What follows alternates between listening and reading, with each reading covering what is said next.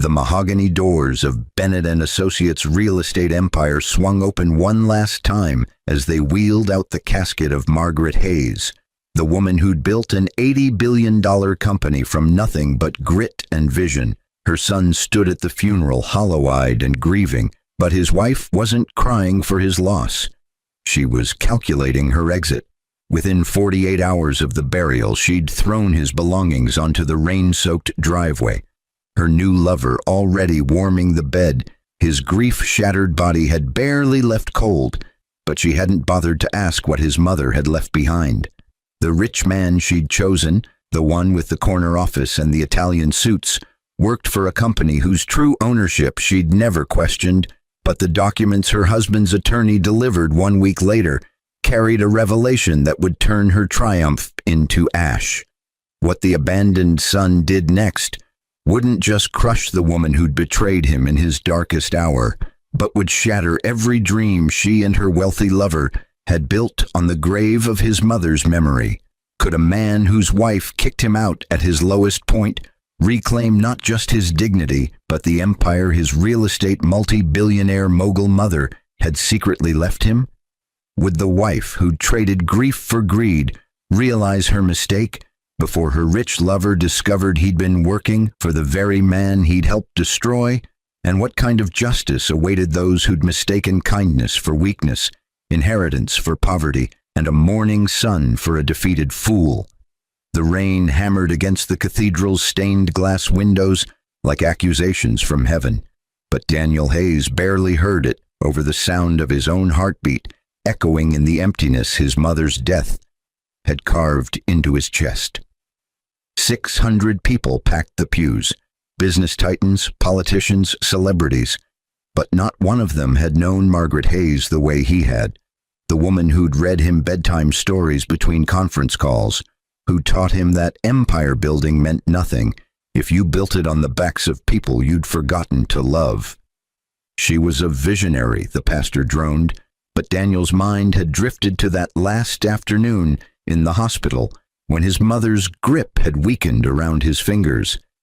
"Danny," she'd whispered, her voice barely audible over the machines that couldn't save her, "I've made sure you're protected, everything I built, but you need to promise me something." He'd leaned closer, desperate for any words she had left, but she'd fallen unconscious before finishing. But those unfinished syllables haunted him now as they lowered her casket into the ground. Beside him, his wife, Jessica, stood with perfect posture, her black dress designer, her tears absent. But Daniel had been too consumed by grief to notice the way she'd been checking her phone throughout the ceremony. But the other mourners had noticed, but they'd said nothing, out of respect for the dead.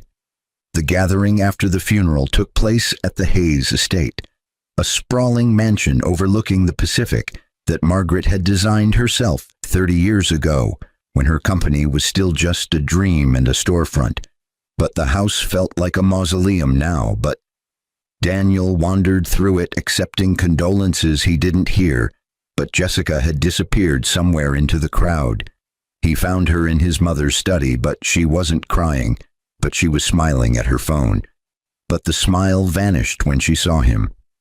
"We need to talk," Jessica said, her voice carrying none of the warmth he'd fallen in love with 7 years ago, but he attributed it to stress, but he was wrong. "Not today," Daniel replied, exhaustion pulling at every word, but she'd clearly already made her decision. "Especially today," she countered, but her eyes were cold in a way he'd never seen before. But maybe he'd never looked closely enough. "Your mother's gone, Daniel, but we need to face reality now." Reality, but Daniel didn't know that reality for Jessica meant the text messages she'd been exchanging with Christopher Blake for the past 4 months. But Christopher Blake, who worked as Senior Vice President of Acquisitions at Bennett and Associates, but the very company Margaret Hayes had built from nothing.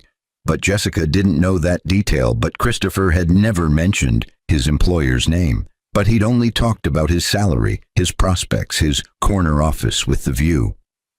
"What reality?" Daniel asked, but he was still thinking about his mother's last words. But Jessica was already mentally packing.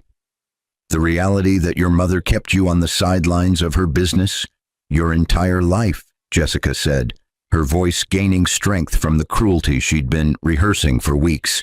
But Daniel flinched as if she'd struck him. You're 34 years old, but you've been living off her generosity. But now she's gone, but we need to figure out what that means for us. The words hit him like physical blows, but they weren't entirely untrue, but they were missing the context that Daniel had spent the last decade working in nonprofit housing development at his mother's suggestion, but building homes for families who'd been priced out of the market her company dominated. But Jessica had never cared about that work, but she'd tolerated it when Margaret's wealth cushioned their lifestyle. But now the cushion was gone in her mind. We'll figure it out, Daniel said, but his voice was barely a whisper. But Jessica heard the weakness in it, but it confirmed everything she'd already decided. No, she said firmly, but she was already standing, but she'd made her choice. I've figured it out, but you need to figure yourself out. But I can't wait around for you to become whoever you're supposed to be without her. The next 48 hours blurred together in a haze of grief and bureaucracy, but Daniel met with his mother's attorney, Marcus Winters, a stern man in his 60s who'd worked with Margaret since the beginning, but the meeting was scheduled for the following week to go through the will. But Daniel didn't press, but he assumed his mother had left him something to live on.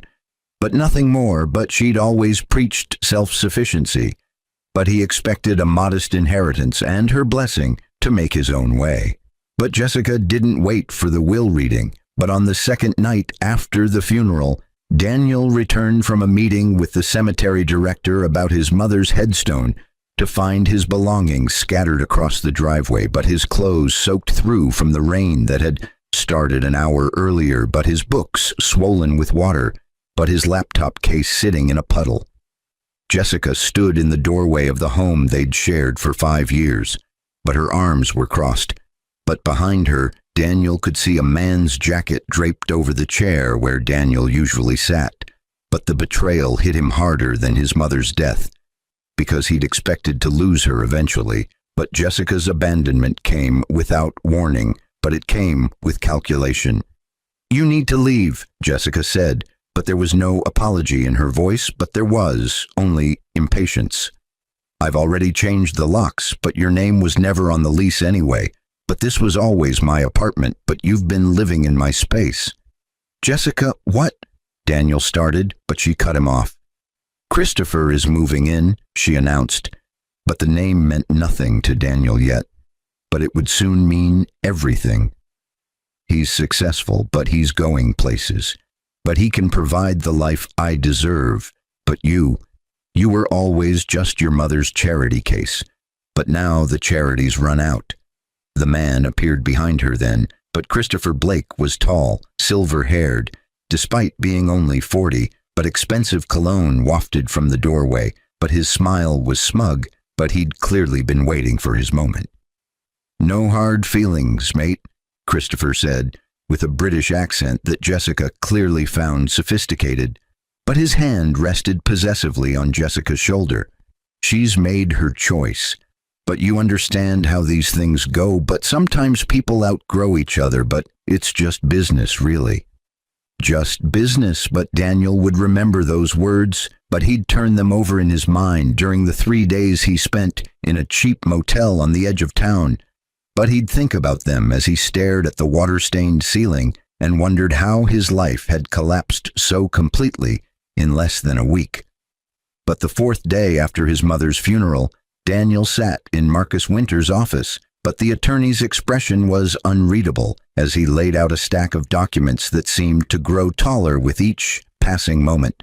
But Daniel barely had the energy to care, but he assumed this would be quick. But a small inheritance, some instructions, a final goodbye from his mother in legal language. Daniel, Marcus began, but his voice carried a weight that made Daniel look up from his exhausted stupor.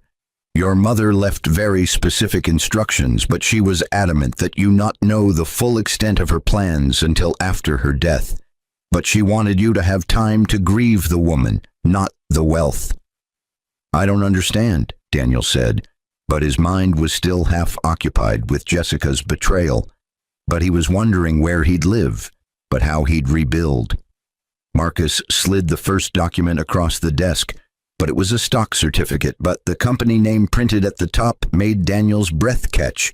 But Bennett and Associates Real Estate Empire, but beneath it, in stark legal language, complete transfer of ownership to Daniel Robert Hayes, effective immediately upon the death of Margaret Hayes.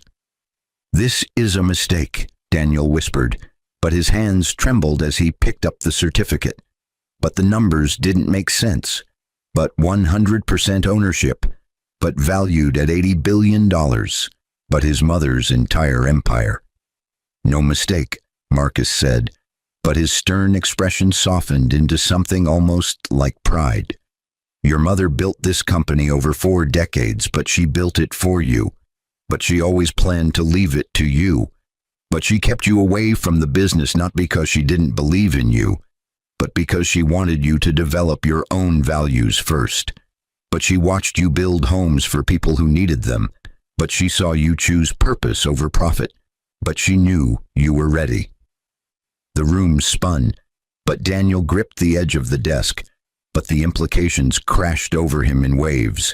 But $80 billion, but the largest real estate company on the West Coast.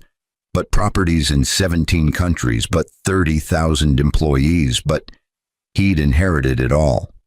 "But Jessica said," Daniel started, but Marcus held up a hand. "Jessica was never privy to your mother's estate plans," Marcus interrupted, but his voice carried a hint of disdain. "Margaret was very deliberate about confidentiality, but she trusted very few people with this information. But Jessica wasn't one of them. But your mother had her reasons."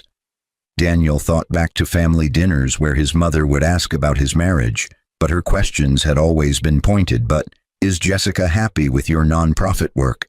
But does she support your choices?" But Daniel had defended his wife, but he'd been blind. But his mother had seen what he couldn't. "There's more," Marcus continued, but he pulled out another document, but this one a comprehensive listing of company assets. But Daniel's eyes scanned down the page until they locked on a name in the personnel section: Christopher Blake, Senior Vice President of Acquisitions, Bennett and Associates, Real Estate Empire. The world stopped, but Daniel read the name again, but it couldn't be coincidence. But Christopher Blake, who'd been in his apartment, but wearing his smugness like armor. But the man Jessica had chosen, but he worked for Daniel's company, but he worked for Daniel. The Christopher Blake who... Daniel couldn't finish the sentence, but Marcus nodded grimly. "The same," Marcus confirmed, but he'd clearly done his research. "Your mother flagged him in her notes from 6 months ago, but she'd discovered he was having an affair with your wife. But she'd hired a private investigator, but she wanted to fire him immediately. But I advised her to wait, but to let things play out naturally. But she agreed only because she trusted you to handle it when the time came. His mother had known, but she'd known for 6 months. But she'd said nothing, but she'd carried that knowledge to her grave to spare him the pain while she was alive. But she'd also positioned him to handle it on his own terms. But she'd given him power, but the question was what he'd do with it." "What would you like to do, Mr. Hayes?" Marcus asked formally. But the question carried the weight of Daniel's entire future. Daniel sat in silence for a long moment, but images flashed through his mind. Jessica throwing his rain-soaked belongings onto the driveway, but Christopher's smug smile, but just business, really. But they'd both gambled that he was nothing without his mother. But they'd both bet on the wrong outcome, but they were about to discover just how wrong they'd been.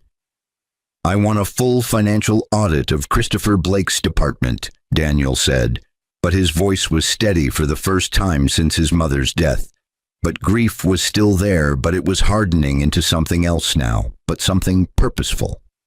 "I want to know every deal he's worked on, but every contract he's signed, but every expense he's claimed, but everything." Marcus smiled, but it wasn't a warm smile, but it was the smile of a man who'd been waiting for this moment. "Already done," he said. But he pulled out a thick folder, but the tab read, Blake, Christopher, Internal Investigation. Your mother started this investigation 4 months ago when she confirmed the affair, but she was thorough, but she found some interesting irregularities. Daniel opened the folder, but his hands were steadier now. But the grief was still there, but it was fuel now instead of weight. But the pages detailed a pattern of inflated expense reports, but kickbacks from contractors, but deals structured to benefit Christopher's personal investment portfolio, but nothing illegal enough to prosecute, but everything unethical enough to terminate, but millions of dollars in questionable transactions over a 5-year period. He's been stealing from the company, Daniel said, but it wasn't a question. Not technically, Marcus clarified, but his distaste was evident. He's been exploiting his position, but he's been padding his lifestyle at company expense. But your mother tolerated it because he was effective at acquisitions. But she planned to address it after she got through her treatment. But she ran out of time. But now Daniel had all the time in the world, but he also had all the power. But the question was how to use it. But revenge was tempting, but destruction was easy. But his mother had taught him something else. That power meant nothing if you used it like a blunt instrument. But real power required precision. But it required understanding what people valued most, then taking it away, piece by piece. Schedule a company-wide meeting, Daniel instructed. But he was already formulating a plan.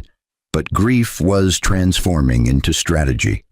All senior leadership, but I want to introduce myself as the new owner. But I want Christopher Blake front and center. The meeting took place 3 days later in the top-floor conference room of Bennett and Associates headquarters, but the building his mother had commissioned 20 years ago with the steel and glass exterior that reflected the sky. But Daniel had never been here before, but his mother had kept her professional and personal lives separate. But now they were merging in ways no one expected. 37 senior executives filled the room, but they were confused about this emergency meeting. But rumors had been swirling since Margaret Hayes' death about what would happen to the company, but speculation ranged from a sale to a management buyout. But nobody expected the quiet man who walked in wearing a simple black suit. But he looked nothing like a billionaire, but he looked like someone who'd been sleeping in a motel and grieving his mother. Christopher Blake sat near the head of the table, but he'd positioned himself there naturally, but assuming his seniority and his recent success would protect him during any transition. But he'd closed a major acquisition the week before Margaret's death. But he felt untouchable. But he didn't recognize Daniel at first. But why would he? But he'd only seen him once in a doorway.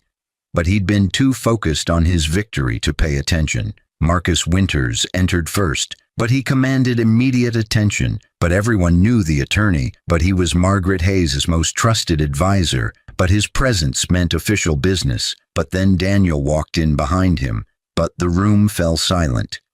Ladies and gentlemen, Marcus announced, but his voice carried authority that decades of legal practice had honed. I'd like to introduce Daniel Hayes, but he is the sole owner and CEO of Bennett and Associates, effective immediately, but in accordance with Margaret Hayes' will and final wishes. The shock rippled through the room like an earthquake, but executives who'd assumed they'd be fighting for control now realized they'd been outmaneuvered by a dead woman's long-term planning. But Christopher Blake's face drained of color, but recognition finally dawned. But the man from the doorway, but the man whose belongings he'd watched get thrown into the rain. But that man now owned everything, including Christopher's job, but including his future. Daniel took his seat at the head of the table, but the same seat his mother had occupied for 40 years. But the weight of it was enormous, but he channeled her memory for strength. But he thought about the woman who'd built this empire while raising him alone, but who'd never compromised her values even as she accumulated wealth that most people couldn't imagine. I know most of you don't know me, Daniel began, but his voice was quiet, but it carried. But grief had stripped away any pretense, but what remained was honest. My mother kept me separate from this company intentionally, but she wanted me to develop my own path. But I've spent the last 10 years building affordable housing, but working with families who've been displaced by the very market forces that made this company successful.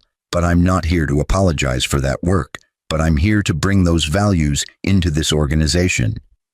The executives exchanged glances, but they were trying to assess this new leader, but wondering if he'd destroy what Margaret had built. But Daniel let the tension build before continuing, but retention required pacing. But I'm not naive, Daniel continued, but his eyes scanned the room, but landing briefly on each face, but saving Christopher for last. I understand that this company operates in a competitive environment, but I understand that profit and purpose must coexist. But I also understand that my mother built this empire on trust and integrity, but she had zero tolerance for people who violated that trust. Christopher shifted in his seat, but his discomfort was visible now, but other executives were watching him. But some knew about the irregularities, but office politics meant most had stayed silent. But the changing of the guard meant old alliances were dissolving. Which brings me to my first order of business, Daniel said, but he nodded to Marcus, but the attorney distributed folders to everyone at the table, but thick folders that landed with ominous thuds. We're conducting a comprehensive review of all major acquisitions and expenditures from the past 5 years, but we're ensuring full compliance with company policy, but we're identifying areas where we can improve our ethical standards. Christopher opened his folder, but his hands trembled slightly, but inside was a detailed breakdown of every questionable transaction he'd made, but every inflated expense, but every corner he'd cut. But it was all there, but documented with the precision that Margaret Hayes had been famous for, but she'd been building this case for months, but she'd left it for her son to finish.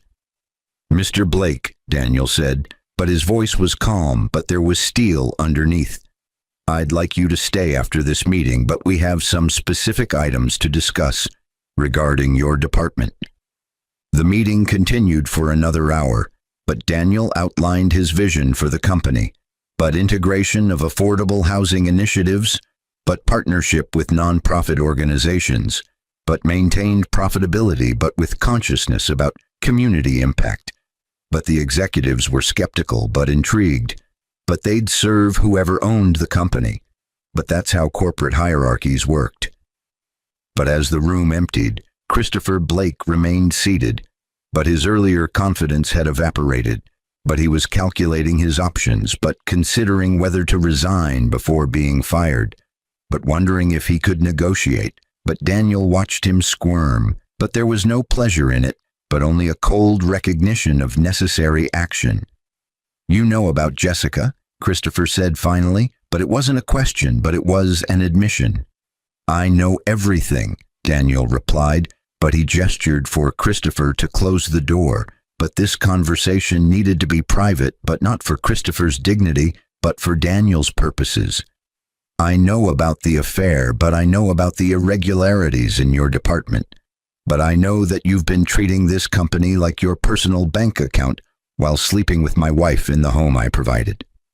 Christopher's jaw tightened, but he was trying to maintain some shred of defiance, but it was crumbling. You can't prove any impropriety, but everything I've done has been within the technical bounds of my contract. Technical bounds, Daniel repeated, but he almost laughed, but the absurdity of the phrase in light of everything. You're right, but you've been very careful, but nothing you've done is prosecutable, but that's not the same as ethical, but that's not the same as acceptable, but my mother knew that, but she taught me the difference between legal and right. So you're firing me, Christopher said, but he was already mentally calculating his severance, but his next job, but his exit strategy. No, Daniel said, but the word hung in the air, but Christopher looked up in confusion. I'm not firing you, but I'm restructuring your position, but you're being moved to a new role. This was the precision his mother had taught him, but the understanding that sometimes the worst punishment wasn't exile, but humiliation, But Christopher Blake had built his entire identity around his title, but his corner office, but his status within the company. But taking that away would hurt more than termination. "You're being reassigned to Field Property Inspector," Daniel continued, but he slid a new contract across the table, but the title was accompanied by a massive pay cut, but a loss of all benefits beyond the basic, but a position that would require Christopher to physically inspect properties, but to drive hours to remote locations, but to do the grunt work that entry-level employees typically handled. "You'll be responsible for assessing structural integrity of our low-income housing units, but you'll be working directly with the communities that have been impacted by the acquisitions you've overseen. But you'll be seeing firsthand the human cost of the deals you've made." "You can't do this," Christopher protested, but his voice was rising, but desperation was setting in. "I'll sue, but I'll go to the press, but You'll accept this position or I'll release the full audit of your financial irregularities to every major real estate firm on the West Coast." Daniel interrupted, but his voice was still calm, but the threat was real. "You won't be prosecuted, but you'll never work in this industry again, but your reputation will be destroyed. But every questionable deal will be public knowledge, but you'll be radioactive."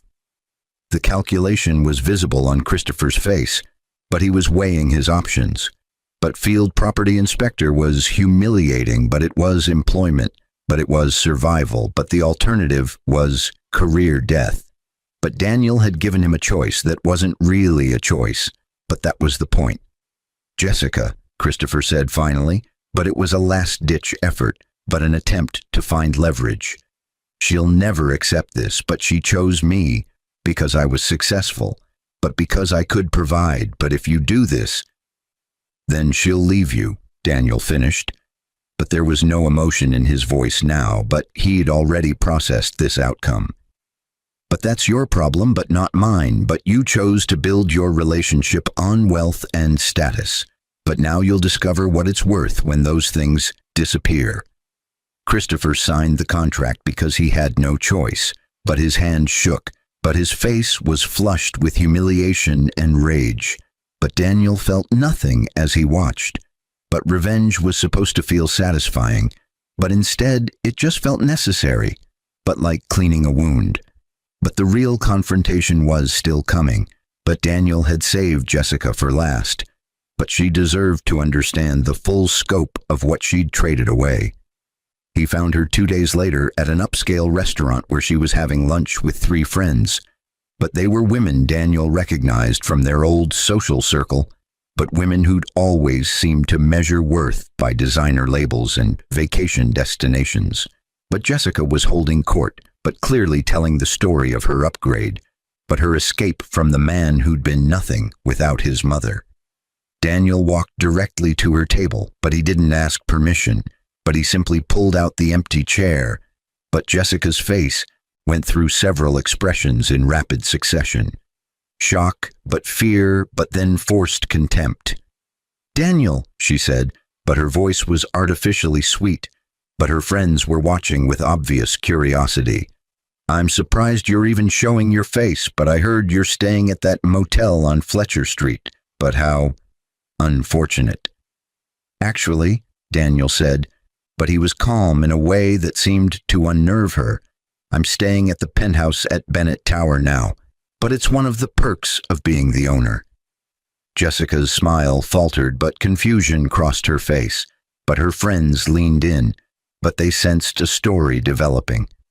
"Owner of what?" Jessica asked, but her voice had lost its confidence.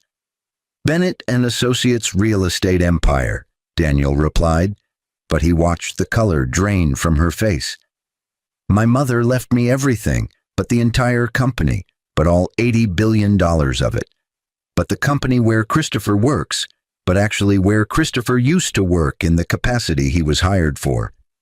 The table went silent, but Jessica's friends were staring at her now, but the calculation was visible, but they were reassessing everything, but Jessica's mouth opened, but no sound came out. But she was trying to process the information, but her brain was short-circuiting. "That's not possible." she finally whispered, but her hands gripped the edge of the table. Your mother kept you away from the business, but you were never involved. But you couldn't. She kept me away so I could develop my own values, Daniel interrupted, but he was quoting his mother's letter that Marcus had given him. She wanted me to understand what mattered before I had access to unlimited resources, but she wanted me to choose purpose over profit, but she wanted to see if I'd build homes for people who needed them, even though I could have been living off her wealth, but I passed her test. But you failed yours. Jessica's face went from pale to flushed, but rage and humiliation were fighting for dominance, but her carefully constructed narrative was collapsing, but her friends were watching her with expressions that ranged from pity to schadenfreude. But everyone loves to watch a social climber fall. Christopher is successful, Jessica insisted, but it sounded desperate now, but she was clinging to her last defense. He's a senior vice president, but he's going places, but he's a field property inspector now, Daniel said. But he wasn't cruel about it, but he was just factual. He's been reassigned due to financial irregularities that my mother discovered before she died, but he's making about $60,000 a year now instead of $400,000. But he'll be spending his days inspecting foundation cracks in low-income housing units. But those are the places. One of Jessica's friends actually gasped, but another tried to hide a smile behind her wine glass, but the social implications were devastating. But Jessica had bet everything on Christopher's status, but she'd sacrificed her marriage for an upgrade that had turned into a catastrophic downgrade. But the math was brutal. You did this on purpose, Jessica said, but her voice was shaking now. But tears were forming, but they weren't tears of sadness, but of rage and recognition. You're punishing me, but you're destroying Christopher's career because I left you. No, Daniel corrected, but his voice was firm but not harsh. I'm holding Christopher accountable for behavior that violated company policy and ethics. But I'm doing what my mother would have done if she'd lived longer, but your affair was separate from his professional misconduct. But though I admit the two situations informed my timing. But you're taking everything from us, Jessica protested, but the us was telling, but she'd already unified herself with Christopher, but she'd made her choice permanent in her mind. I'm not taking anything that was legitimately yours, Daniel replied, but he stood up now, but this conversation was ending. Christopher still has a job, but he has to do it with integrity now. But you still have your choices, but you're free to stay with him. But build a life on his new salary, but prove that you valued him for something other than his paycheck. But this is your opportunity to show that substance matters to you. He turned to leave, but Jessica grabbed his arm. But her grip was desperate, but she was realizing the magnitude of her mistake. But the calculation was visible in her eyes, but she was already thinking about reconciliation, but whether she could undo what she'd done. Daniel, wait, she said, but her voice had changed, but the contempt was gone, but replaced by the softness she used to use when she wanted something. Maybe we were too hasty, but maybe we can talk about this. But you're different now, but I can see that, but we could. No, Daniel said, but he removed her hand gently but firmly, but there was no anger, but only finality. You made your choice when my mother died, but you showed me exactly who you are, but Christopher showed me who he is, but I'm grateful for the clarity, but you're both free to live with your decisions, but I'm free to live with mine. He walked out of the restaurant, but he could hear the explosive conversation starting behind him. But Jessica's friends were probably asking 1,000 questions, but the social fallout would be immediate and brutal, but gossip traveled fast in their circles. But by tomorrow, everyone would know that Jessica had left a billionaire for a field inspector, but the story would follow her forever. But as Daniel stepped into the California sunshine, he felt something unexpected. Not satisfaction, but not emptiness either, but something closer to peace. But his mother's lessons were finally making sense. But power wasn't about revenge, but it was about boundaries, but about consequences. but about ensuring that people faced the reality of their choices without shielding them from the outcomes. Over the following months, Daniel transformed Bennett and Associates from the inside, but he didn't destroy what his mother built, but he enhanced it with purpose. But 20% of all new acquisitions were directed toward affordable housing development. But the company partnered with nonprofits Daniel had worked with for years. But profitability remained strong because good business and good ethics weren't mutually exclusive. But Wall Street was initially skeptical, but results silenced critics. Christopher Blake continued his work as a field property inspector, but he showed up every day because the alternative was unemployment. But he inspected foundations and filed reports. But he drove hundreds of miles weekly to properties he'd once acquired without ever visiting. But Jessica left him after 3 months. But she'd tried to make it work, but his salary couldn't maintain her lifestyle. But she'd attempted to reconcile with Daniel twice, but he'd politely declined both times. But she eventually moved to another city, but disappeared from their social circle, but became a cautionary tale. Marcus Winters became Daniel's closest advisor, but the attorney had loved Margaret Hayes like a sister, but seeing her vision come to fruition through her son gave his later career meaning. But he taught Daniel the intricacies of corporate management, but how to be ruthless when necessary, but compassionate when possible, but how to honor his mother's legacy while building his own. But the hardest part wasn't the business transformation, but it was learning to live with the weight of his inheritance. But Daniel had nightmares where his mother appeared and asked if he was using her empire wisely. But he'd wake up uncertain, but questioning every decision, but wondering if he was honoring her or betraying her memory with his changes. He found some answers in her office, but Marcus had preserved it exactly as she'd left it. But Daniel went there when the pressure became too much. But he'd sit in her chair and feel the weight of what she'd carried. But one evening he discovered a letter she'd left in her desk drawer, but sealed with his name. But Marcus later admitted he'd known about it, but Margaret had made him promise to let Daniel find it naturally. "My dearest Danny," the letter began, but her handwriting was shaky from her illness, but still unmistakably hers. "If you're reading this, you've discovered the full extent of what I've left you, but more importantly, you've begun the work of making it your own. I kept you away from Bennett and Associates because I needed to know you could stand on your own, but I needed to see if you'd choose purpose when profit was easier, but you did. But you spent 10 years building homes for people who needed them instead of managing an empire that would have been yours regardless. But that choice told me everything I needed to know about the man you'd become. By now, you've probably dealt with the situation I discovered regarding Jessica and Christopher, but I'm sorry I couldn't spare you that pain, but I'm not sorry you had to face it. But strength comes from surviving what we think will destroy us, but you'll survive this because you're stronger than you know.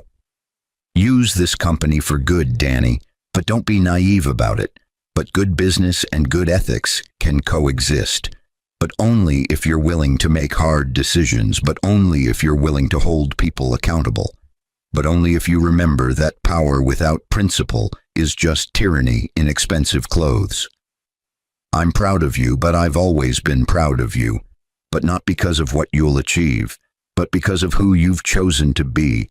But build something beautiful with what I've left you, but make me proud in heaven the way you made me proud in life. Love always, Mom. Daniel read the letter 17 times that night, but each reading revealed new layers. But his mother had known everything, but she'd orchestrated everything, but even her death had been part of a larger plan to prepare him. But the realization was overwhelming, but also liberating. But she'd believed in him enough to give him everything, but she'd trusted him to figure out what to do with it. 5 years after his mother's death, Bennett and Associates had become the industry leader in sustainable and ethical real estate development, but the company had built 40,000 units of affordable housing across 12 states, but profitability had increased by 18%, because good PR and genuine mission attracted investors who wanted returns with responsibility. But Daniel had become a reluctant celebrity in business circles, but the billionaire who'd chosen purpose over profit, but the man who'd transformed grief into growth. He never married again, but he dated occasionally, but carefully. But he'd learned the cost of choosing partners who valued things over people. But he established the Margaret Hayes Foundation that funded housing initiatives globally. But he hired former nonprofit leaders into executive positions at Bennett and Associates. But he built a company culture that valued impact as much as income. Christopher Blake eventually resigned after 2 years as field property inspector, but the humiliation had been too much. But he moved to a different industry, but took a middle management position at a logistics company, but he never fully recovered his earlier status. But he'd learned that shortcuts and ethics violations eventually catch up, but the lesson had cost him everything he'd built. Jessica sent Daniel a letter on the 5th anniversary of his mother's death, but it was apologetic and reflective. But she'd gone back to school but become a social worker. But she claimed his rejection had forced her to examine her values. But she was working with homeless populations now, but she didn't ask for forgiveness or reconciliation. But she simply wanted him to know that their story had changed her.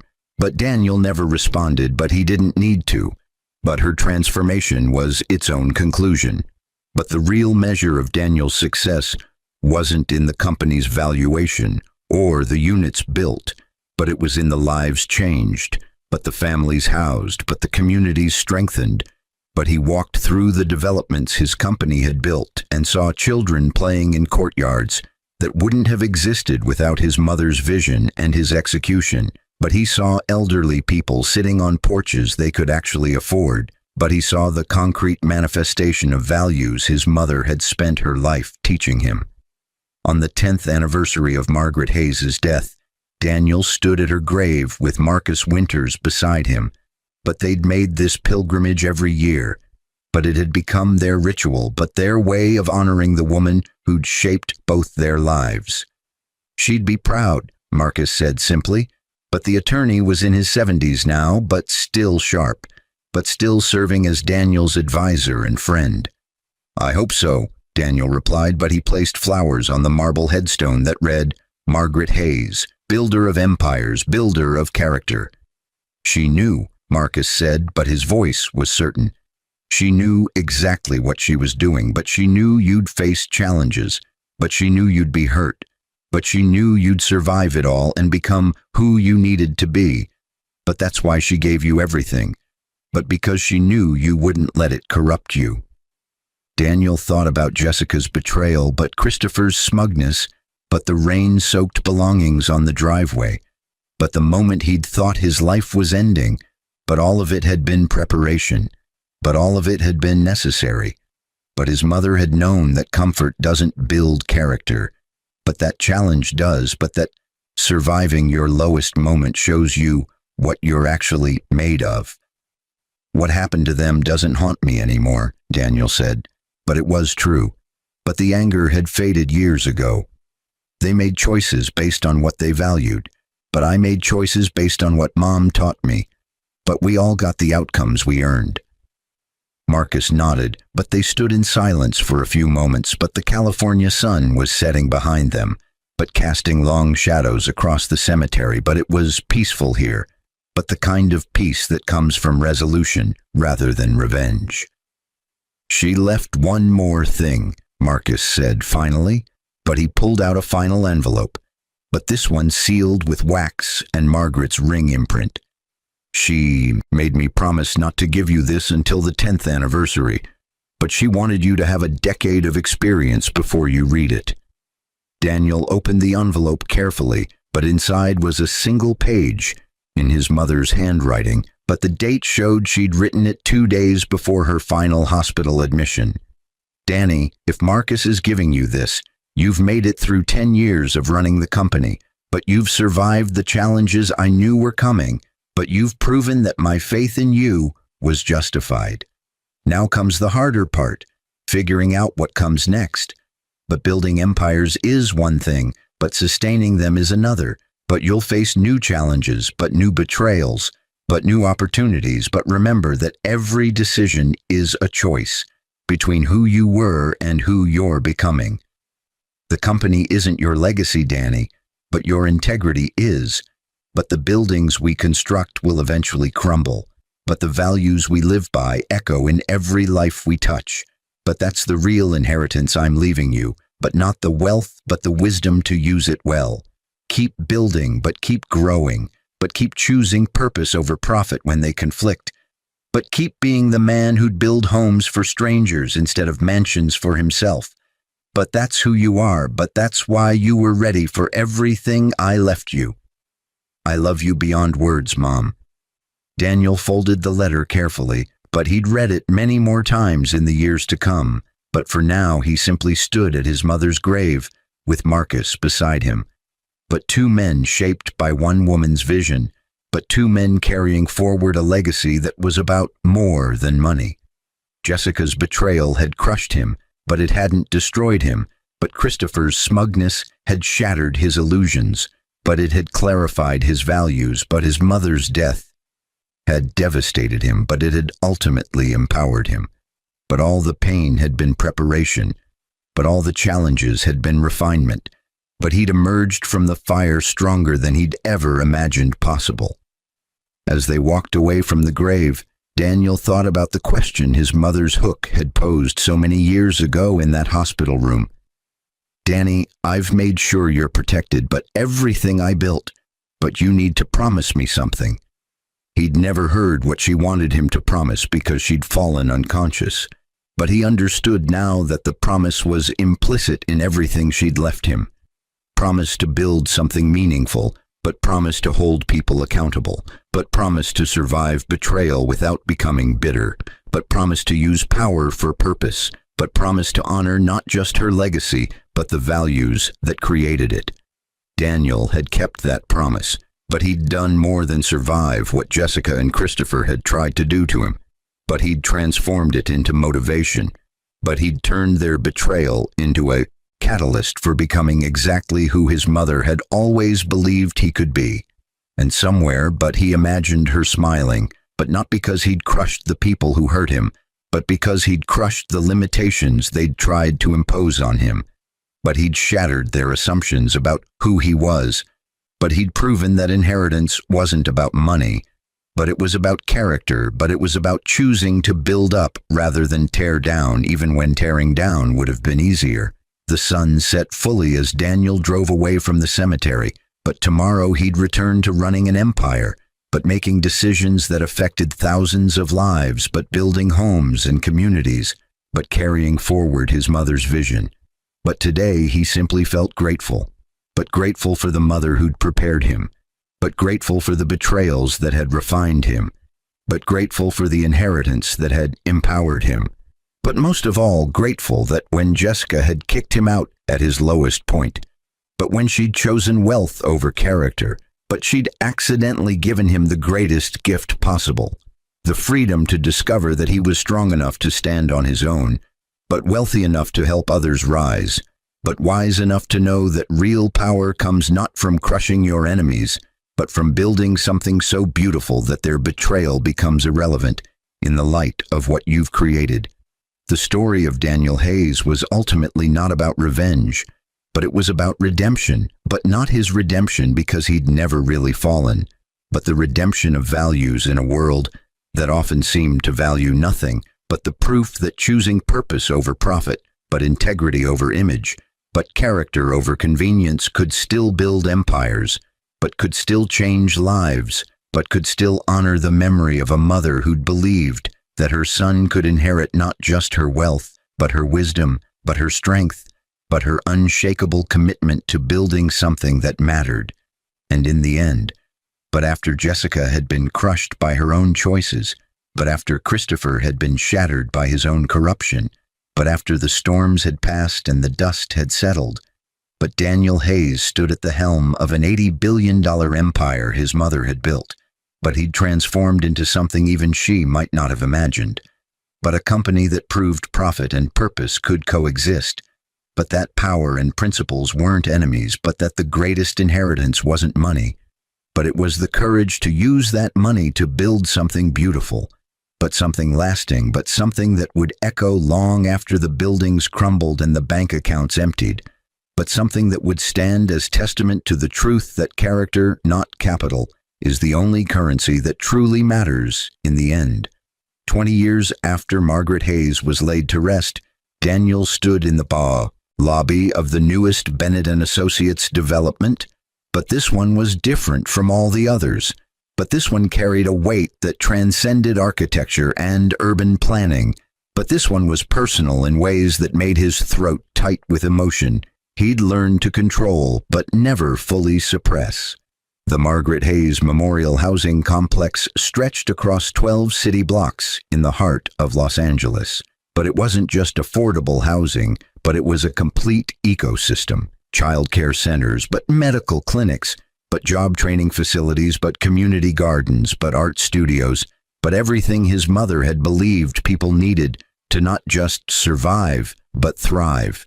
But the crown jewel was the central tower that bore her name in letters that caught the sunset and turned gold.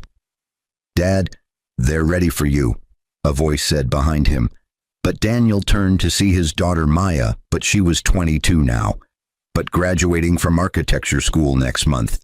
But she'd designed parts of this complex as her senior thesis. But she'd never met her grandmother, but she'd inherited Margaret's eyes and her determination. Daniel had married again 8 years after his mother's death, but he'd met Rachel at a housing nonprofit fundraiser.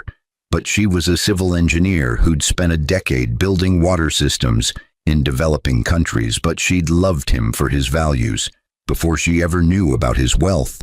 But they'd built something real together, but something that had produced 2 children who understood that privilege came with responsibility. "How many people are out there?" Daniel asked, but he was nervous in a way he rarely was anymore. But public speaking had become routine after 2 decades, but today felt different. "About 5,000, Maya replied, but she adjusted his tie the way her mother always did. But the gesture made him smile. "Mom's in the front row with Jacob, but Marcus is there too, but he insisted on coming even though the doctor said he should rest." Marcus Winters was 89 now, but he'd officially retired 5 years ago. But he'd never really stopped advising Daniel, but they spoke weekly. But the attorney had become the grandfather figure Maya and her younger brother Jacob had never had. But Margaret's death had created a bond between the 2 men that transcended business. But Marcus had promised to attend this opening because he'd been there at the beginning, but he wanted to see how the story ended. Daniel walked to the stage that had been erected in the central courtyard, but 5,000 faces looked up at him, but they were residents who'd been selected through lottery from over 50,000 applications, but families who'd been living in cars or shelters or overcrowded apartments, but single mothers and elderly couples and young people trying to build lives in a city that had priced them out, but veterans and teachers and service workers who kept the city running but couldn't afford to live in it. But these were the people his mother had built her empire thinking about. But these were the people Daniel had spent 20 years serving. Rachel sat in the front row holding Jacob's hand, but their son was 16 and already taller than Daniel. But he wanted to be a doctor, but he volunteered at free clinics on weekends.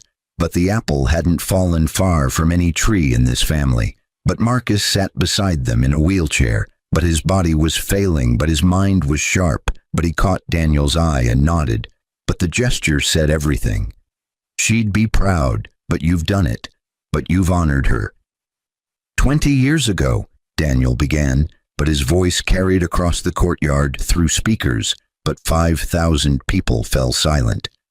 "I stood at my mother's grave and made a promise I didn't fully understand. But I promised to build something meaningful. But I promised to honor her legacy not with monuments, but with meaning. But I promised that every decision I made would pass a simple test. Would this make someone's life better?" He paused, but he looked around at the buildings that surrounded them, but 10 residential towers with over 3,000 units, but rents set at 30% of income regardless of what that income was, but subsidized by the commercial developments Bennett and Associates built elsewhere, but cross-subsidization his mother had pioneered, but Daniel had perfected, but the math worked because they'd made it work. This complex represents the culmination of that promise, Daniel continued, but his eyes found a woman in the third row, but she was holding a toddler. But she was crying silently, but he understood why. But he remembered what it felt like to have nowhere to go but to have your belongings thrown into the rain. But it's not my achievement, but it's the achievement of every person who believed that housing is a human right. But that dignity shouldn't depend on your bank account, but that we can build communities that don't just shelter people, but empower them. The applause started small but built like a wave. But 5,000 people were standing now, but some were crying, but they'd won a lottery that would change their lives. But their children would grow up in safe homes with access to opportunities that had been denied to their parents. But generational poverty could be broken. But Daniel's mother had believed that. But she'd built an empire proving it. But now her son was expanding that proof. But as the applause continued, Daniel's mind drifted to another person who should have been here, but Jessica had reached out 6 months ago through a mutual acquaintance. But she'd heard about the opening, but she'd asked if she could attend, but Daniel had politely declined, but not out of spite, but out of recognition that some chapters needed to stay closed. But she'd made her choices, but he'd made his. But their paths had diverged permanently. He'd heard through the grapevine that Jessica had actually followed through on her social work career, but she was working with domestic violence survivors in Portland, but she'd never remarried, but she'd built a small, quiet life that bore no resemblance to the status-obsessed existence she'd led during their marriage. But Daniel hoped she'd found peace, but he no longer needed to know, but forgiveness didn't require reconciliation, but you could wish someone well without wanting them in your life. Christopher Blake had died 3 years ago, but Daniel had learned about it through an obituary, but a heart attack at 57. But he'd never recovered professionally from his fall, but he'd spent his final years in obscurity. But Daniel had felt sadness when he'd heard, but not satisfaction. But Christopher's punishment had been living with himself, but understanding what he'd lost through his own choices. But that was consequence enough. My mother built an empire, Daniel said, bringing his focus back to the present, but to the people who were here now, but to the future being created in this moment. But she always said that empires mean nothing if they're built on the backs of people you've forgotten to value. But she taught me that wealth is only meaningful if it creates opportunity for others.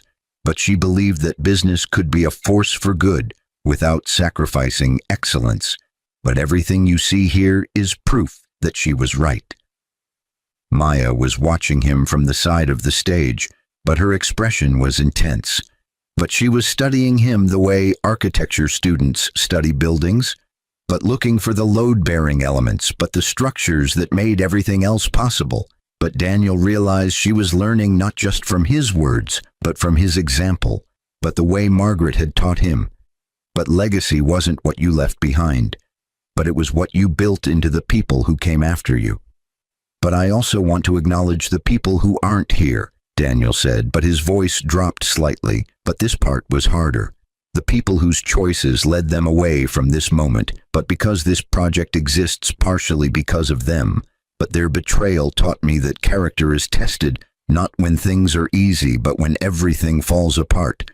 But being abandoned at my lowest point showed me that I was stronger than I knew. But losing everything made me realize what actually mattered. Rachel was crying now, but she'd heard this story many times, but it still moved her. But she understood that Daniel's first marriage had been the crucible that forged the man she'd fallen in love with. But sometimes destruction was necessary before construction could begin. But Jessica had unknowingly given Daniel a gift by leaving, but she'd cleared the space for him to become who he was always meant to be.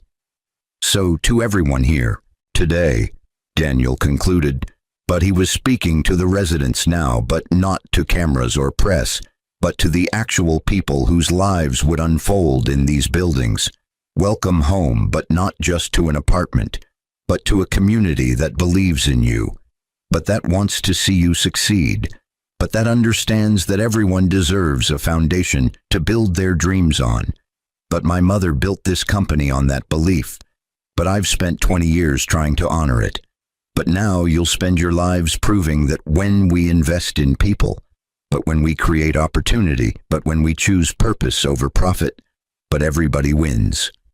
The applause was deafening now, but 5,000 voices were cheering, but children were running through the courtyard, but families were holding each other, but Marcus was wiping his eyes, but Rachel and the kids were standing, but Maya was beaming with pride that made Daniel's heart ache. But this was what his mother had died believing in. But this was the inheritance that mattered. After the ceremony, Daniel found Marcus in a quiet corner of the courtyard, but the old attorney was looking up at the tower that bore Margaret's name, but the sunset was painting it gold and orange, but it looked almost ethereal. She would have loved this, Marcus said softly, but his voice was weaker than it used to be, but age was catching up with him. Not just the building, but what it represents. But you've taken what she started and made it better. But you've proven that her vision wasn't naive, but it was just ahead of its time. I couldn't have done it without you, Daniel replied, but it was true. But Marcus had been his guide through every challenge, but every crisis, but every moment when the easy path diverged from the right path. You would have found a way, Marcus said. But he turned to look at Daniel with eyes that had seen 4 decades of business evolution. You're like her in the ways that matter, but you're also your own person. But you took her ruthlessness and tempered it with compassion. But you took her vision and expanded it. But you've built something that will outlast both of you. They sat in comfortable silence for a moment, but the sounds of celebration continued around them. But families were touring their new homes. But children were discovering the playgrounds, but elderly residents were settling onto benches in gardens that had been designed for community. But life was happening in real time. But this wasn't theoretical anymore, but these weren't plans or proposals, but this was reality. I never thanked Jessica, Daniel said suddenly, but the thought had been forming for years, but he'd never articulated it. If she hadn't left, but if she hadn't shown me who she really was, but I might have stayed in that comfortable mediocrity, but I might never have found Rachel, but I might never have pushed myself to do this. Marcus chuckled, but it turned into a cough, but Daniel handed him water, but when he recovered, he said, Your mother knew that too, but she told me once that she was almost grateful for Jessica's superficiality, but because it meant you'd be free to find someone worthy of you. But she orchestrated a lot of things, but she couldn't orchestrate that, but the universe handled it for her. Do you think she knew how it would all turn out? Daniel asked, but he'd wondered this for 20 years. No, Marcus replied thoughtfully, but he was still looking at the tower. She knew who you were, but she didn't know exactly what you'd do with it. But that's the difference between controlling and trusting. But she trusted you to figure it out. But that's the real inheritance. But not the money, but the trust that you'd use it well. Maya approached them then, but she had Jacob with her.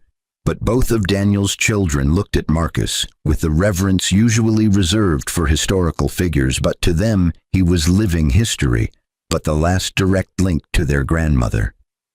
Marcus, Maya said gently, but she knelt beside his wheelchair. I wanted to show you something before we leave. But I incorporated one of Grandma's original design principles in the community center, but the way she used natural light to create gathering spaces. But I studied her early projects and found this technique she used in the first building she ever designed. Marcus's eyes lit up, but Maya pulled out her tablet, but she showed him the architectural plans, but she pointed out the details, but the old man studied them with an attention that defied his physical frailty. But finally, he nodded. She would have loved that you're carrying this forward, Marcus said, but his voice was thick with emotion. She built buildings, but you're building on her ideas, but that's legacy, but that's immortality, but not your name on a building, but your vision in the people who come after you. Jacob, who'd been quiet, suddenly spoke up, but his teenage voice was serious beyond his years. Dad, but when I'm a doctor, but I want to work in clinics like the one here, but I want to serve communities like this, but is that okay? Daniel felt his eyes burning, but 20 years of emotional control nearly shattered. But his son was choosing purpose over profit before profit was even an option. But the values were passing to the third generation, but his mother's legacy was alive in children who'd never met her. More than okay, Daniel managed to say, but he pulled Jacob into a hug.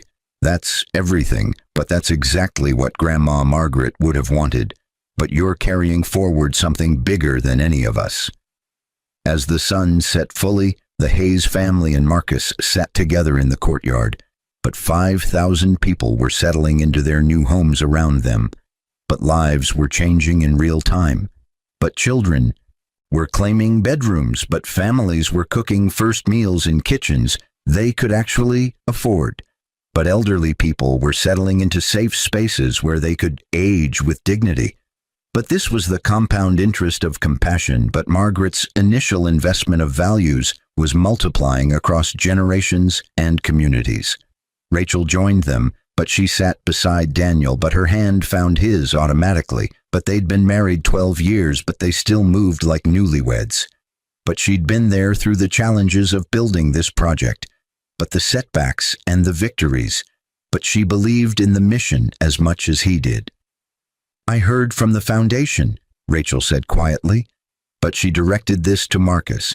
The Margaret Hayes Scholarship Program has now put over 10,000 students through college, but many of them are coming back to work for Bennett and Associates. But we're creating a pipeline of leaders who understand that business should serve communities. Marcus nodded but said nothing, but tears were running down his weathered face. But he'd spent 40 years helping Margaret build an empire, but another 20 helping Daniel transform it. But now he was seeing the fruits of that labor multiply beyond anything they'd imagined. I'm tired, Marcus said finally, but it wasn't a complaint, but it was a statement of completion. But I'm satisfied, but I've seen what I needed to see, but your mother's vision has become reality, but Daniel's made it better than she dreamed, but the kids are carrying it forward, but my work is done. The weight of those words settled over them, but everyone understood what Marcus was saying. But he was saying goodbye, but he was giving them permission to continue without him.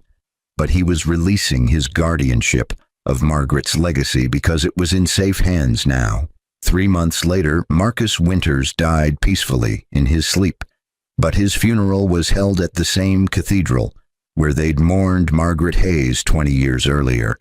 But Daniel gave the eulogy, but he talked about loyalty and wisdom and the quiet way Marcus had shaped 2 generations of Hayes leadership. But at the burial, they laid him to rest 3 plots away from Margaret, but close enough that the 2 old friends could continue their conversation in whatever came next. But life continued at the Margaret Hayes Memorial Housing Complex, but success stories emerged daily. A single mother who'd been living in her car got stable housing and found a job in the community center, but her daughter made honor roll for the first time because she had a quiet place to study. But an elderly veteran who'd been sleeping in shelters finally had an apartment where his grandchildren could visit. But a young couple who'd been priced out of the city could now afford to live near their jobs and start planning a family. But these weren't statistics, but these were lives being rebuilt, but dreams being realized, but dignity being restored. Daniel visited the complex once a month, but he'd walk through the corridors and courtyards. But he'd talk to residents and staff, but he'd see children playing in spaces his daughter had designed. But he'd watch elderly people tending gardens his wife's engineering had made possible. But he'd observe young people using job training facilities his son would someday serve through medical care. But the ecosystem was working, but the vision was alive. On the first anniversary of the complex's opening, Daniel stood again at his mother's grave, but this time Maya and Jacob were with him. But Rachel stood beside him, but they'd made this a family tradition. But teaching the children that gratitude required presence, but that honoring the dead meant living well. "Grandma," Maya said, but she was talking to the headstone as if Margaret could hear. "Dad says you would have loved what we built, but I think you already knew we'd do it. But your vision is still changing lives, but I promise to keep building on it." Jacob added, but his voice was deeper now at 17. "I start volunteering at the clinic next week, but I'm going to help people the way you helped people, but by giving them what they need to build their own futures." Daniel said nothing, but he didn't need to, but his children were saying everything that needed to be said.